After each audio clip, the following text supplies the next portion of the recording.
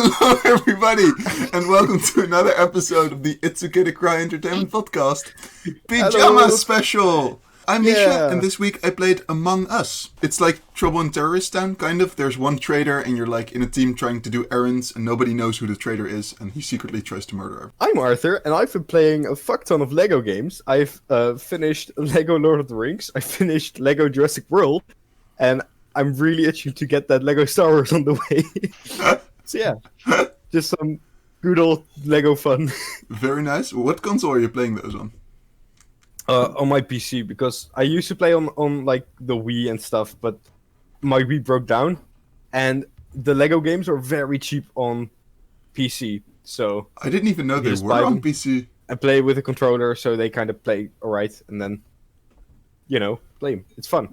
I'm Dan, and well, I've played Subway Surfers. Yeah, I haven't really gamed a lot this week.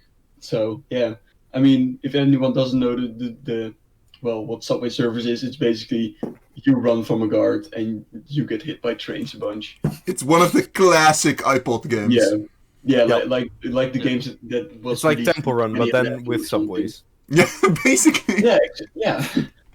So I'm Lumen, and I've been playing not a lot recently. Last week I'd taken a break from my studies for a week, and the thing about taking a break when there is no break for the rest of the people, you're gonna have to catch up. So sadly, I've not been able to play a lot of games.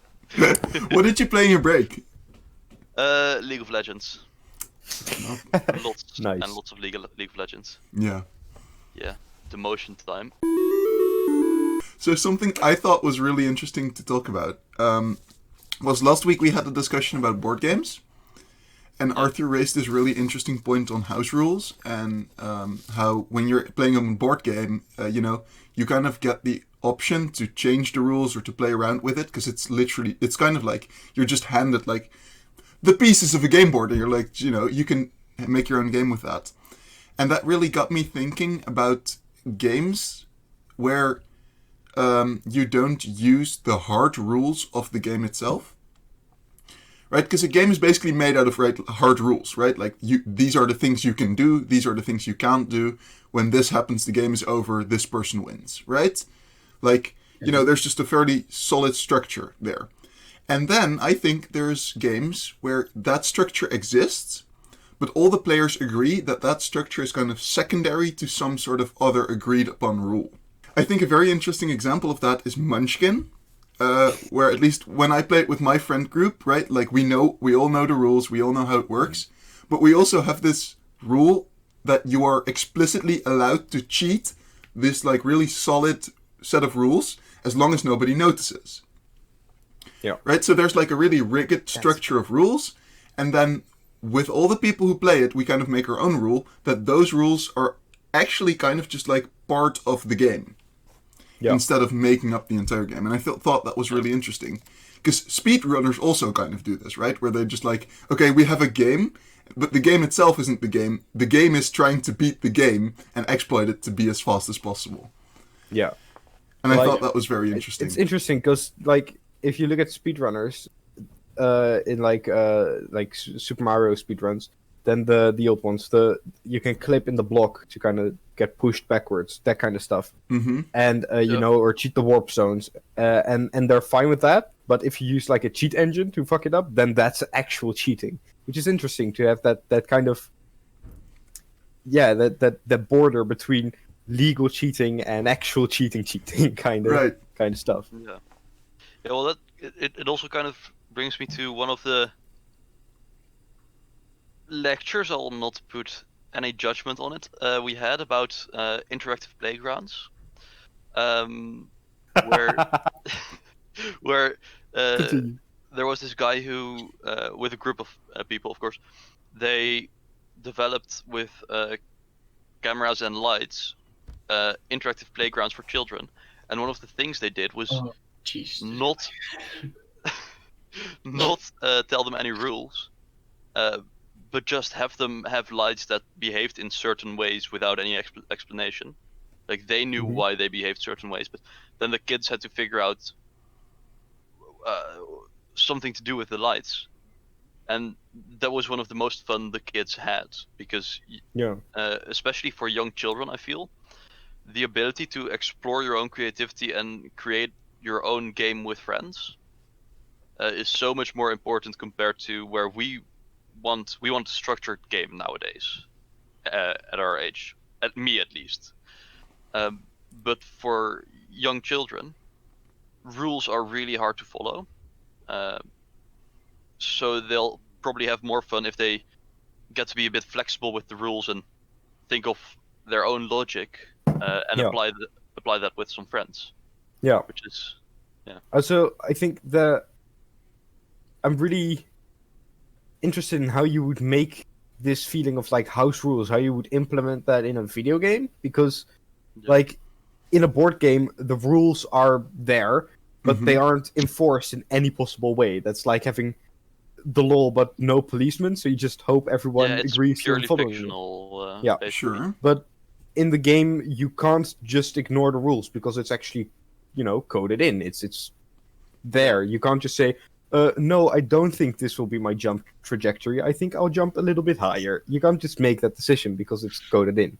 Unless you have a it's cheat coded- engine. yeah. True. Well, or it's Um, coded in that you can jump higher. Yeah. Yeah. But Yeah. But then how do you make a game that does facilitate house rules but doesn't, break your whole game?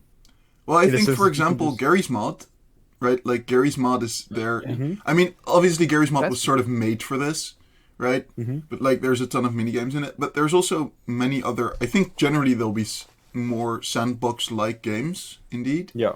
Where you'll have, like, you'll have the ability to make minigames inside of it that would enable competition that you otherwise could not do. Like, make parkour in Minecraft, for example. And it's just like the first one to get to the end wins, right? I think, as we said, that speedruns are an example of that, right? Is like where you see where any percent speedruns will allow glitches as long as you, as the player, actually input or get to trigger them. Yeah. Right? Which is sort of like what you're saying is like, hey, now you can have a different jump trajectory. Yeah. Yeah. And it's like, it's looking at those rules, it's looking at the rules of the play at the game as like kind of components of a game instead of as the rules of this new game. But the question is, when is something a glitch and when is something a feature? Yeah. It's a glitch when the developer doesn't know about it. It's a feature if the developer knows about it and says, let's just put it in there for people to discover or mess with. Or In let's my just opinion, not in take my it out opinion. because I'm Oh, okay, I was going gonna say, because I think that the speedrunning community has some strong opinions about this too. Yeah. Well, I have some strong opinions about the speedrunning community, so. Okay. Okay. It's Is there it's, something I you want think to it's tell us about? really cool that you speedrun, but I always feel whenever I see a speedrun, especially of, for example, I mean Mario speedruns, that's fine. There's the game is the parkour and the speedrun is trying to beat the parkour as fast as possible. Mhm. But for example, a GTA 5 speedrun, for me, I feel like that just kind of ruins the game for me because I can never go back to playing the game normally. I will always come to that point and think I could do this faster. Yeah, I Yeah. get what you mean. Once you've seen the speedrun, you know all the like cheeky ways of getting out of Yeah. things, or like you know that what you're doing isn't actually optimal. Yeah. Yeah. And I'm fine with it if I've played a game already a bunch of times. I mean, Honey Pop, it's right. So I've played that a couple of times, and then I was like, well, how fast can I do this? Because I feel like it isn't optimal. And then I looked at some speedruns, and they looked very beatable, and I didn't beat them. But I did learn a lot from them, and I started gaming the system and doing optimal paths and everything, and that was fun. So Mhm. I'm not opposed to speedrunning in general, but especially story-driven games, I feel should Yeah, not be because speedrun. you kind of skip the story. Well, But then again, I think some you people- just shouldn't watch them before you finish the game. Yeah, exactly, because the whole thing with speedruns is just finishing games as fast as possible, and any game can be finished faster than, the first time. So, I mean, the speedrunning community, it's also something beautiful, because, without It is. speedrunning Damn. community, how many things would not have been discovered in certain games? Yep. I love So- watching speedruns of like old NES games and stuff because they're kind of Yeah. broken. It's just Oh yeah. genius. You know, but The mostly Metroid with speedruns are- for me with those old games, it's like, who even plays these old games anymore? Speedrunners. Yeah. Like, Speedrunners, yeah. no, but they were probably even made before I was born. I wouldn't look at them any other way. But then this guy comes and says, "Hey, dude, I can do it in 10 minutes." I'm like, "Oh, But you gotta got my respect it. attention, dude. You got a full 10 minutes of my attention. Let's go." I think that's in a way that's really cool though, that these games have kind of like gotten a second life as like Yes, a exactly. challenge for gamers that just were too good. Yeah, It's actually- this is exactly what we were talking about. Like you had the game with all its rules, and then the game became kind of obsolete because well, it became old. And then there came people and they said, well, screw those rules. I'm gonna just finish it as fast as possible, no matter what the rules are, and gave it Yeah. kind of a second life. So Yeah. It's actually Yeah. interesting.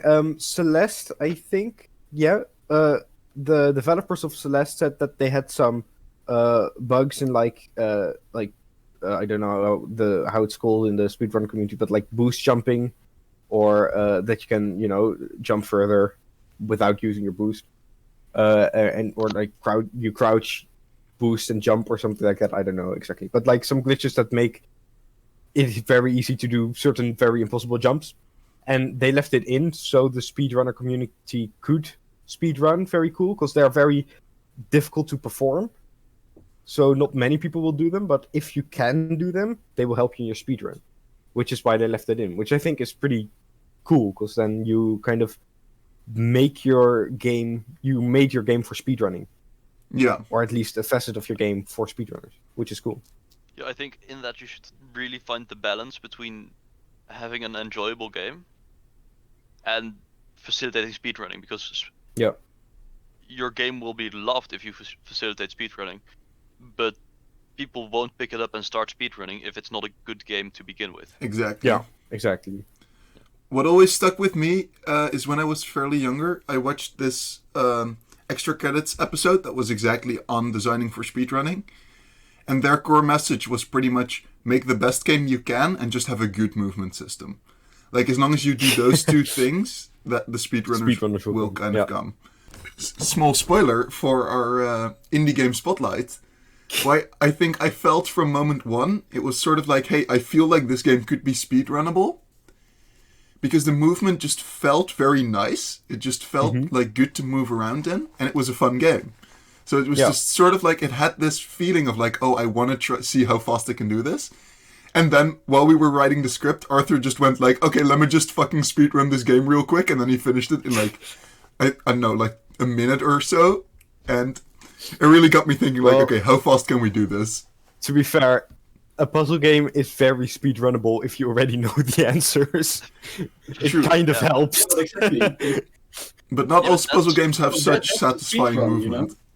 Yeah, but I would But argue that that's the thing of a speedrun. Like in the old Mario game, like yeah, if you don't know the game, you will play every level and eventually beat the boss. But in speedruns, you're like, oh well, but if I jump on top of this roof here, then I can skip part of the level and there's pipes and I can like skip three-fourths of the entire game. I mean, in a puzzle game, it's a bit more obvious. Yeah. But I mean that's a part of speedrunning. to come back to a point Dan slightly touched on. I mean, I don't think you touched on it, but it triggered me a bit. Are speedrunners good gamers? Yes, 100%. Okay, so there's a bomb to defuse. Yeah, Let's start off. I mean, what is a good you gamer? start off with the That's notion that important there's to- such a scale of that there is a scale of like good and worse gamers, Yeah, alright. Yeah, and I'm not sure if I think that- even agree with that. Yeah, But do you mean? that- I think your question is: are speedrunners actually good at the game they're yeah, playing? let's okay. clear that, yeah. That's Yeah. well, it's interesting because I think in one way, yes, because they have very big mastery of the controls in such a way that they have to perform immense jumps. But another way, you can think of it as kind of becoming muscle memory. If you perform certain jumps so often that they kind of become muscle memory, that the Mhm. more like normal and average jumps and stuff kind of maybe slip your mind a bit. And because you have always skipped this part, let's say you're doing speedruns and you always skip certain worlds in Mario, then once you play Mario without the speedrun, maybe because you've never played those worlds, you don't really know what the fuck they're gonna do. So you're Yeah, like, but I mean, is there you've none got you're such gonna do? mastery of the controls that Yeah. you- I think I don't know. it varies very much, and I think the most important factor is probably RNG. I think, because I think back to a game I really like, which is Fury. It's a boss battle game. There are some speedruns out there, and there's a few really good speedrunners. And from what I see, these speedrunners are actually very good at the game too. As in, yes, they use all these exploits, and they probably stopped learning how to dodge a few things long time ago. But they still have to get all their timings and everything exactly right, and be prepared because they won't know what the boss is exactly going to do. Yeah. Right? So they have to adapt to, okay, I know that the boss is going to do one of these things, but they have to be prepared for all of those things in all the places that he could possibly do that. As opposed to, a rather static Super Mario World level where you already know exactly what pixel the Koopa is going to be on. So I mean, an interesting I think- question. Do you think RNG is always like if you put RNG in a game, it's always against, not like actively against, but it's always working against speedrunning? Or can you make an RNG mechanic in your game that doesn't hinder speedrunning / even helps it? Well, I mean, Fury, for example, still going to there. I don't think. I mean, okay, technically the RNG hinders the speedrun, as in that it could be quicker if it wasn't there. Yeah. But I think it does make the speedrun more interesting and not necessarily more annoying. Right? It just forces the speedrunners to actually be better at the game. But coming back to the, are speedrunners good gamers? I think there's no such thing as like a one good gamer. Like, for example, I'm completely garbage in, for example, Call of Duty and Battlefield. I have no idea what I'm doing. Played it like 5 hours and I suck balls.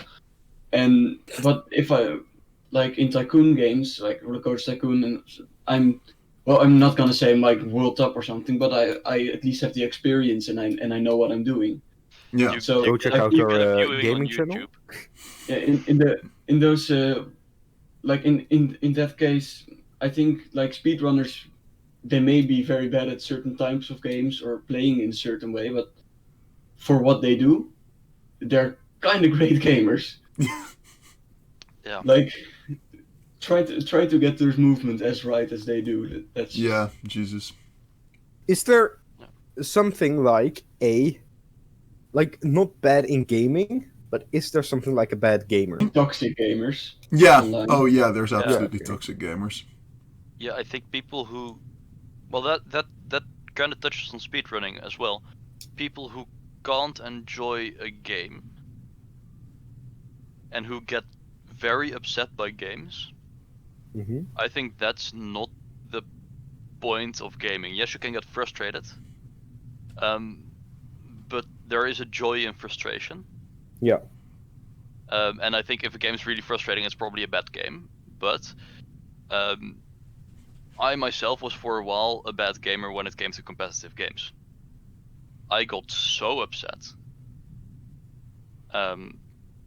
Bliet. Yeah, I think if you feel personally attacked by a game consistently, Yeah.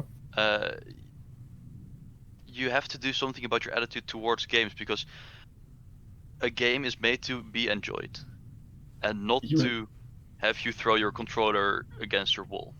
Okay, Or but scream, get what if the my game room is when I'm playing made? Minecraft. What's the you've game? just literally pissed off the entire FIFA community. Yes. But what if a game is especially made to make you like really angry? Like think about the Impossible Quiz. I Yeah, but think that's nobody already- that ever finished that game felt happy like after No, the but- 10th attempt, and No, but it when- does increase before the one they finish. satisfaction in a way, probably. Yeah, and what I said, there's a joy in frustration. If you Mhm. know a game's gonna be frustrating, you go in there like, I'm gonna get so frustrated, and oh my god, this game is so annoying, ha ha ha. You know, that's joy in frustration. Mhm. But if, for example, well, let's go with Dan. You play FIFA and you miss a shot or something, yeah, because there is of course a small element of RNG in that. Mhm. That's not a personal attack. That's not an attack on your skill. It's No, just I know, bad. but Yeah. it's very funny that they Yeah. always take it that way. They are always like, "Oh, FIFA is scripting," and "Oh my god, the gameplay is so unbalanced," and they really think that the game is rooting against them. And yeah, Yeah, and I mean, I think that, if anything, would be a bad gamer. And not necessarily Yeah. that they're bad gamers, they're just the least good gamers. I think bad Not- gamers not- are people who ruin the experience for others. Hmm. I don't know. Who do something that makes the experience of other people worse than it would have been if they hadn't seen that. I would say it even more generally, so it applies to single player games as well. A bad gamer is someone that ruins the experience for the players in that game in such a way that also goes against the experience the designers were intending, Yeah. That seems pretty like good. griefing or Yeah, stuff like that that. seems like a pretty good. Although, okay, so griefing is okay. Yeah, griefing Bro, is if you blow difficult. up my Minecraft house, I'ma kill you. Yeah, no, but yeah, let's stick with the Minecraft house. Effectively, hell yeah. it's funny to blow up a Minecraft house. Yeah, but It's there funny is a to know where difference. someone logged off, place a Definitely. pressure plate, and blow up his house as soon as he logs in. That's funny. But it's Right. funny, I think. I'm if not it's sure with if I friends. agree. Like, it's also funny when you were a kid to sometimes, fucking, what's it called? Like, dead leg or something. Your Oh friends just that you. sweep someone's leg. Yeah. Yeah, also fun. But you don't do that to strangers, you do that to friends. And even then, you can't do it sometimes, and you know when to stop. Hopefully. Or you were a dick. So yeah, I think the same applies with griefing in games. Like, if you're playing online with friends and you're like, "Hey, I'm gonna blow up your house," and he's like, "Oh no, don't blow up my house," and "Hey, I'm gonna blow up yours," that's alright. But if you're just gonna blow up some random kid's house you don't even know, and then just leave, Yeah. However, I do have to say, one of the things I can't handle for my friends is when we're playing a competitive game and they rage quit. yeah, okay, understandable. Which is, I would say, a form of griefing. But somehow I can handle it better when someone on my team rage quits than when a friend of mine, where we didn't agree to sit out a whole game, but when you Well, I think you you kind start- of do. You kind Yeah, of commit exactly, to a when you- social contract of like, okay, we're gonna play this together. Exactly. And then it's fine when you get upset and you lose. It's not fine when you ruin the experience for your friends. Yeah. Which is, So again, a bad gamer is a player who ruins the experience for the players. Yeah, pretty much. Mm. Although then again, we've had so many funny CS:GO competitive matches that just ended up being friendly fire fests, but that were absolutely some of the most fun games I've ever played. But then you're not ruining it for other players because everyone's Yeah. having fun. Yeah. I suppose. I think as long as you just read the, you gotta We read just the not gonna vibe, bro. tell you we were at 4 stack and we killed the random. But sure. Are cheesy tactics for bad gamers? Does cheesing make you a bad gamer? Because This is very interesting. what we just discussed is ruining the experience for other players is makes you a bad player, Mhm. right? Cheesy tactics ruin the experience for other players, right? Do they though? I think it depends. Some cheesy I think- tactics can get other players to think about, oh, this is possible, and like kind of experience that. Yeah. I think there is something to say, but generally, I have a difficult relationship with cheesy tactics. I think they are meant to be like if a cheesy tactic is used against you, you're frustrated because it's so easy and you can't really, it's Yeah. shitty if it's used against you. Yeah. But then again, the charm, I think I touched on this on the episode where we talked about League of Legends and CS:GO a lot. Is that the charm about competitive games is seeing someone that's better than you or doing something you can't tackle and think, well, shit, how am I going to counter this? Mhm. How am I going to handle this? And I think that in itself brings a kind of joy, so then that frustration leads to enjoyment. So Yeah. I don't think it's bad necessarily. Right. Let's Then again, define I think- cheesy tactics, by the way. Let's define. Yeah, let's 'cause define For cheesy me, I tactics. would Well- describe cheesy tactics as a tactic that is obviously easy to pull off, but has no obvious counters. Yeah. Yeah, I mean, say for example, an early rush in Age of Empires. Yeah. Like, I would consider that a cheesy tactic. Some people consider that that's the way you play the game, and then you also have to build up your army to prevent the early rush. Which is, I would say yes, you're right. If I want to prevent the cheese strat, I should do that. Mhm. But I would rather not have the cheese strat in the game at all. Yeah. Right. And this is the problem, I think, when the cheese strat is so strong, or it's the way to counter the cheese strat is so annoying that it significantly changes the meta. Most Where meta is most effective tactic available. And because that it can really shape the way you play the game, indeed. Because there can be games, which I think is what you're talking about, where two people are both aware of a cheesy strat. Neither is going to use them, but it still affects the game they're playing, because they both have to prepare for just in case the other team is going to do. Yeah. Yeah, I mean, for example, a good cheesy strat, gonna need a bit of explanation, is the Twitch level 2 gank in League of Legends. Yeah, it's a champion that has an ability that makes him invisible. Mhm. Right? He's a jungler, so what he does is he clears one camp, gets level 2, gets his ability, and goes to help out the laner. There is so much counterplay. Literally, the only thing you have to do is remember, oh, he can just show up at level 2 and then I'm too weak to do anything about it. That's the counterplay. And therefore I feel like that's a good cheesy cheesy tactic, because it doesn't ruin the game. Yeah? Yeah. It ruins a small part of the game where you're like, oh, I should just remember this. But for the rest, it's the perfectly normal game. It's like in chess you have, in Dutch it's called the bakermat. It's where if you do a set of moves, you can lose the game in 3 moves or something.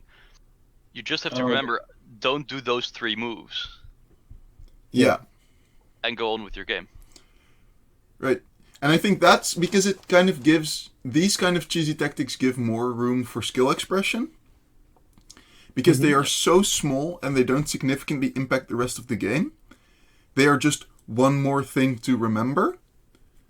Which might not necessarily be a good way of making a game more difficult. But I do think in these type of competitive games, it does kind of give a like, hey, you can easily check your enemy and like, hey, do you have this little piece of knowledge, which is part of this bigger skill? Otherwise, I'm going to punish you for it. But if you do have this knowledge, then it won't affect you in any way. And I think that indeed is sort of a good way to put in cheesy and stuff. once you usually you only get punished by it once, maybe twice, possibly 3 times, but it's not going to ruin all your games. Yeah. Because once you learn it, you know how to counter it, and you're like, well, I'm going to check that next time. For good cheesy tactics, I think. For Yeah. good cheese in games. And then there's also the bad kind of cheese, where there's We just Dutch one like our overpowered good move. cheese in games. Yeah, I Some think premium cheese. I think good cheese is something where to counter it you have to not do something, and bad cheese is something where you have to actively counter it. For example, in chess you have to not make the mistake.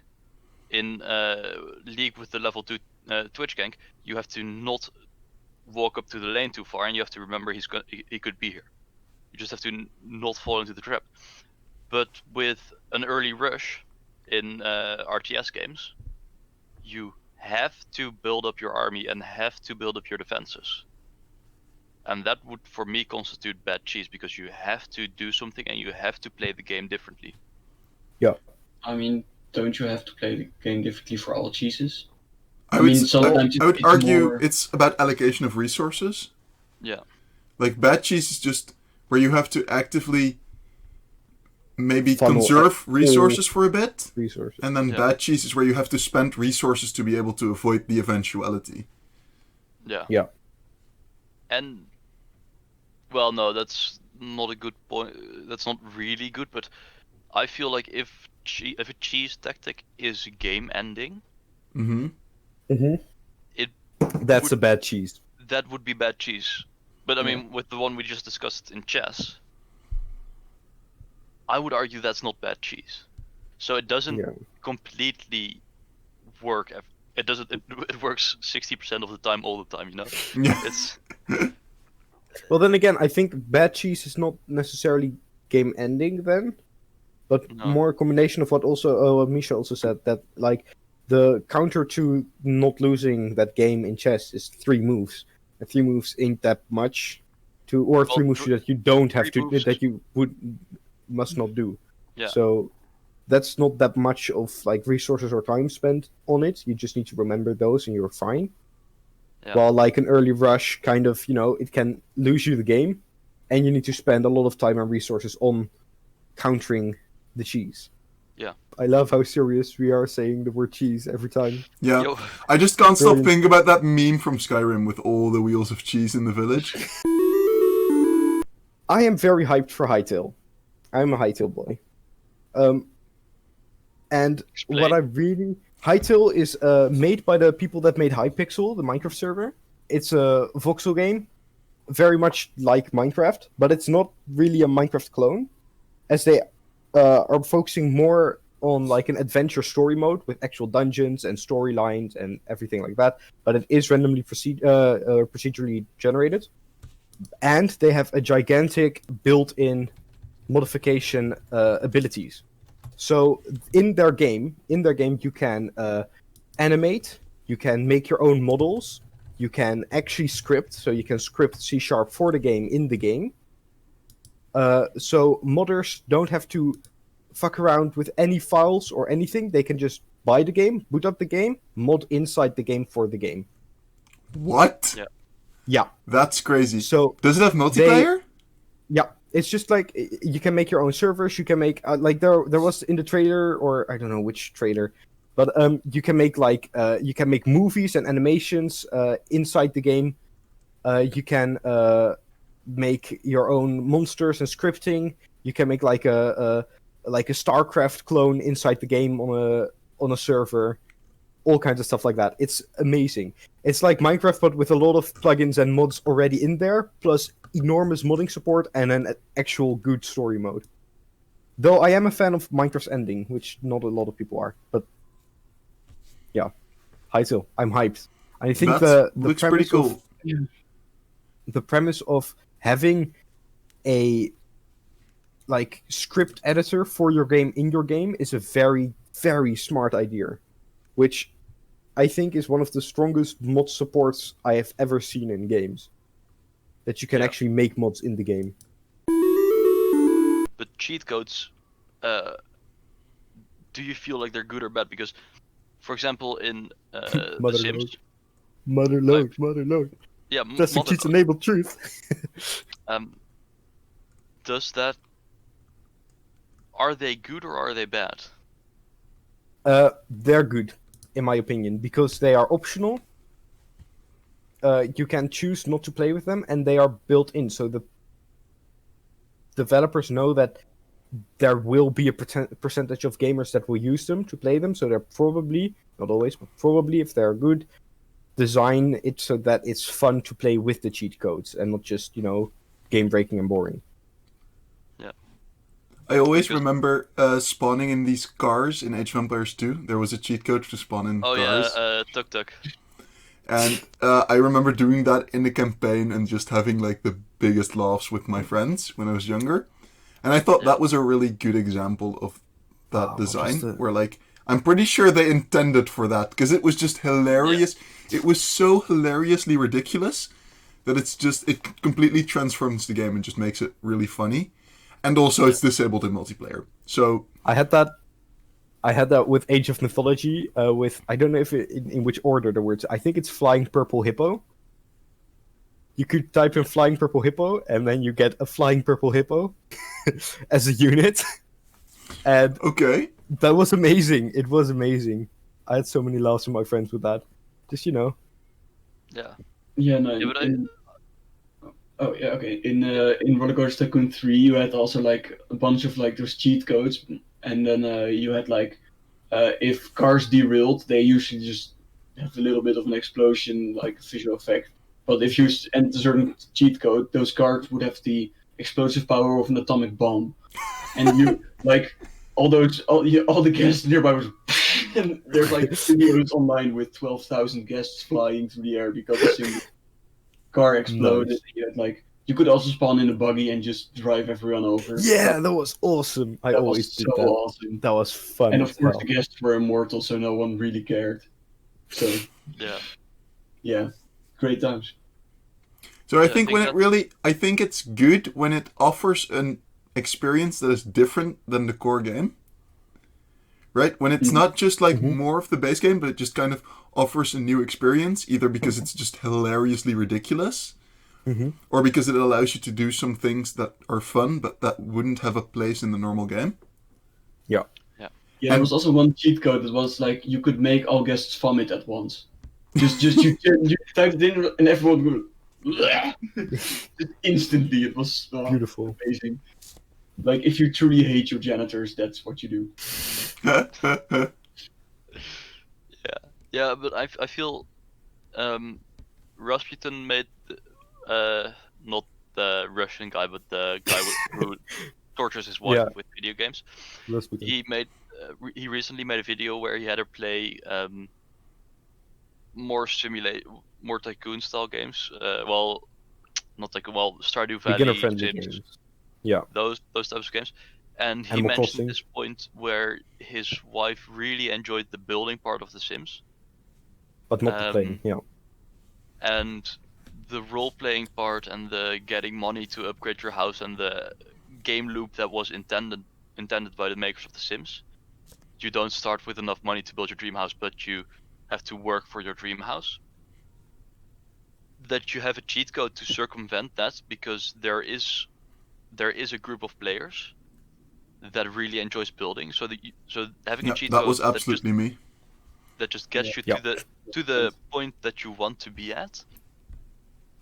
That's really, I think that's really good use of cheat codes. Yeah. Because the messing about, that's fun and all, but the finding the best aspects of your gameplay, or aspects that people are going to enjoy, and allowing people to purely enjoy those aspects, I think that's good game design.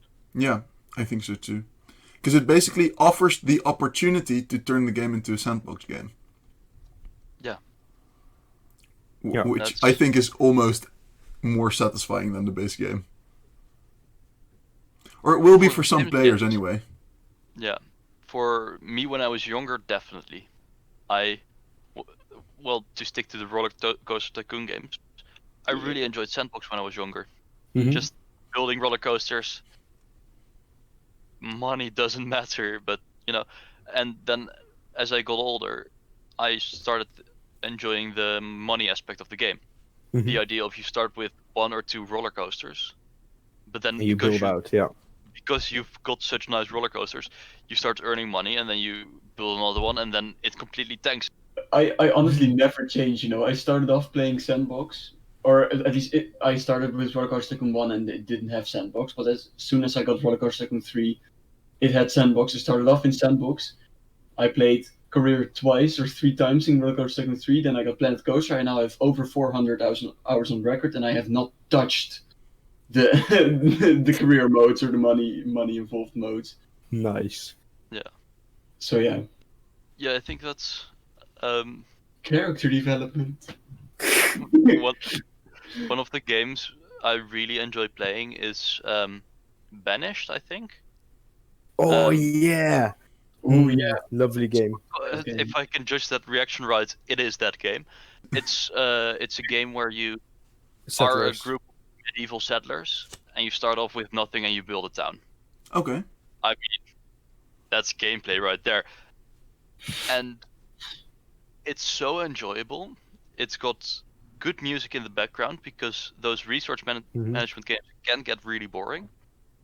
But it's good music, satisfying visuals, and then the core gameplay loop of you have to build this and you can optimize where you allocate your workers and everything, and then you start growing a bigger and bigger town, and then oh no, you're you're not making enough children, or well, like Or you're making too many children. yeah, 1 hour ago you were either making not enough or too many children. Oh god, your economy is about to collapse. Yeah.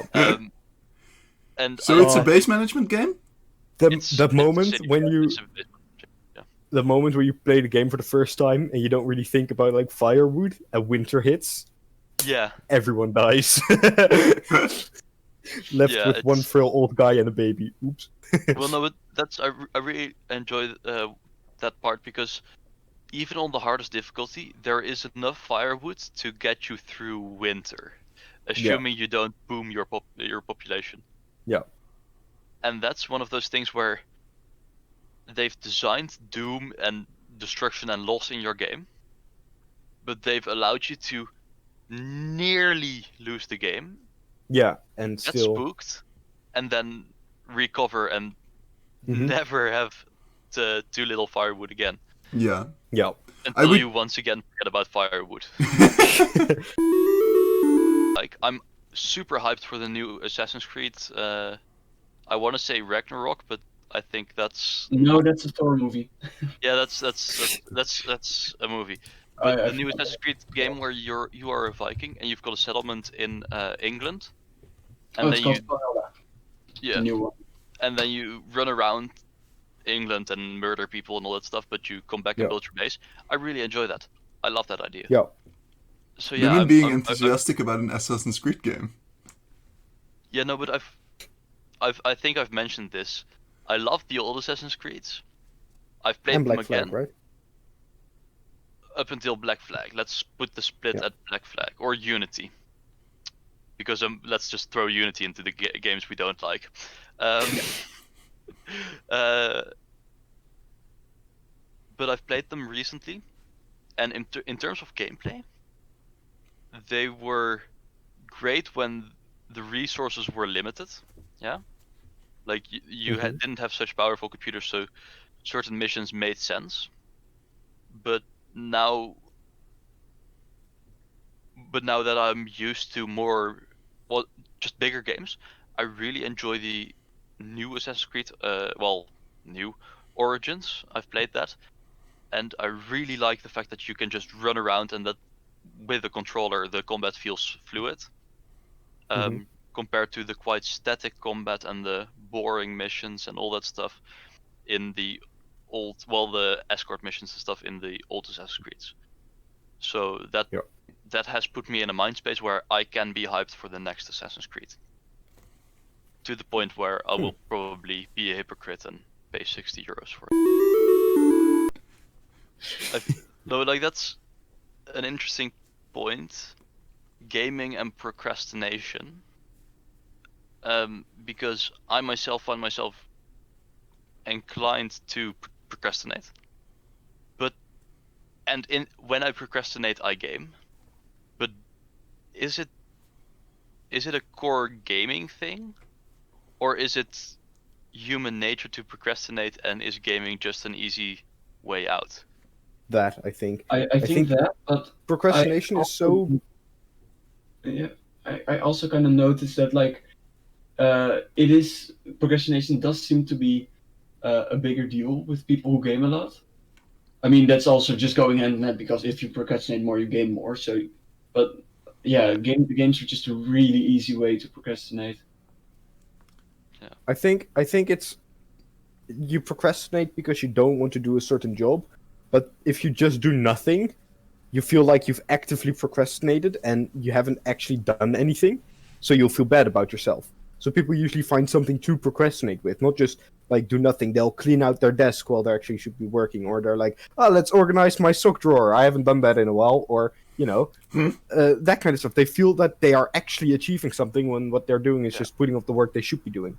And I think games make that very easy because games are made to feel like, oh, you accomplished shit. You achieved the goal. You achieved another goal. Good job, level up. So I feel like that is a very easy way of getting satisfaction and the feeling of actually achieving something, which makes it a very popular procrastination method. Yeah, I last week I was so stupid. I mean, I shot myself in the foot like 100 times over. Oh my god! I actually thought you seriously meant I shot myself in the foot, and I was No, like the expression. Like, okay, we have like uni is like on steroids right now. It's just so much, and it became like so overwhelming. So every time I was like, oh my god, what am I gonna do? What am I gonna do? And then I ended up just like playing Planet Coaster. But because I was just playing it so much, and I played it for the series on the game channel, that meant that at the end of the week I suddenly had 6 hours of footage to go through, and so my procrastination was in the long term giving me more procrastination, and yeah. Which, as far as procrastination goes, makes it very good.